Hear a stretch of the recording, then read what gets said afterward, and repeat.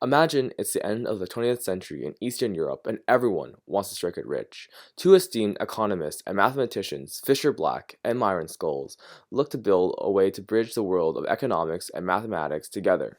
They wanted to try and predict values of stocks and use it to value options. They ended up coming with this equation or this model that helped them do just that. And who would have guessed? They named this equation the Black-Scholes equation. In the same year, Robert Merton made some major contributions to the equation, enough for the equation to be changed from the Black-Scholes equation to the Black-Scholes Merton equation, or commonly known as BSM. And here we have the partial differential equation for Black-Scholes. Don't worry, this may seem a little daunting for now, but I will make sure to go through everything. V is a two-variable function, stock S and time t, that represents the price of an option. The R right here is a risk-free interest rate. An example of this is the interest rate for government bonds. And this sigma right here represents the stock volatility. An example of this is the variance between returns for the same security or maker index. For this equation to be used, a couple of assumptions have to be made. The stock has to be a European stock option. This means it is assumed that stock prices are continuous and that large changes don't occur, such as the merger of two companies, the closing down of a company, and etc. In addition, there has to be no transaction cost or taxes. It is also assumed that it is possible to buy and sell any amount of stock immediately. This is an act known as short selling. In addition, the rate of return on a risk-free asset, such as a government bond, is constant, so it behaves essentially like an interest rate. In addition, it assumes that stock prices follow a log normal pattern, which is just a type of distribution found in statistics. The main thing that BSM was trying to accomplish with this model was a fairly accurate estimator to estimate the fair value cost of a call option given a certain set of conditions. One of the things that BSM tries to accomplish is to find the value today on a contract whose value depends on the value of a stock in 1 year's time. These contracts can have different values depending on whether or not the stock goes up or down. The payoff curve is far from symmetric. Intuitively, the BSM measures the probabilities of a stock price ending up at a certain value after a certain period of time, let's say about a year. So in a way, BSM was using math to predict the future, which is pretty cool. And by now, you probably want to try and use this amazing equation. Well, don't worry, we'll show you how to use it. First off, the solution for the BSM PDE is given by this formula right here. To calculate the price of a European call option, we need 6 values.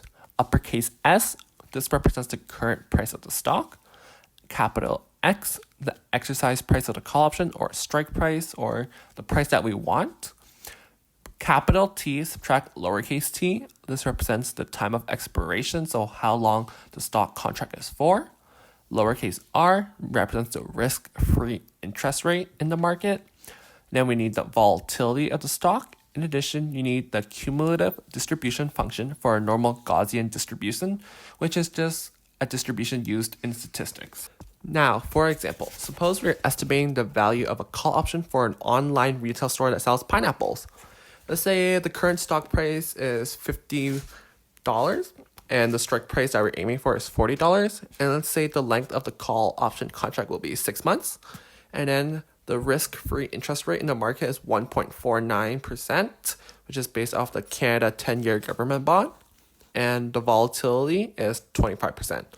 So plugging all these values into the equation above and solving it, we find that the value of the call option of the retail store that sells pineapples is $10.65. As you can see through this example, Black-Scholes is arguably one of the world's most well-known pricing models used for predicting the theoretical value of the stock in the future due to its amazing accuracy. It is also one of the most important results used in financial engineering. It is still used in present day by many major banks such as the Royal Bank of Canada. The Black-Scholes model brought together economics and mathematics in a way that it could be applied to the real-life world.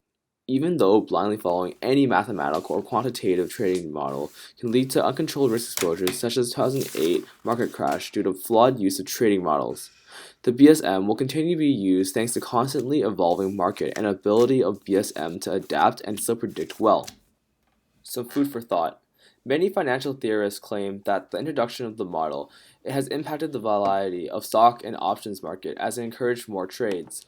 While some say it has helped to keep the market steady due to its ability to keep equilibrium pricing relationships, would you say that Black-Scholes stabilized the stock market, or did it make stocks more unpredictable on a day-to-day basis to the increased number of trades? And that's all for today's video. Please make sure to leave a like and subscribe, and make sure to comment in the comments below what you like the most about Black-Scholes.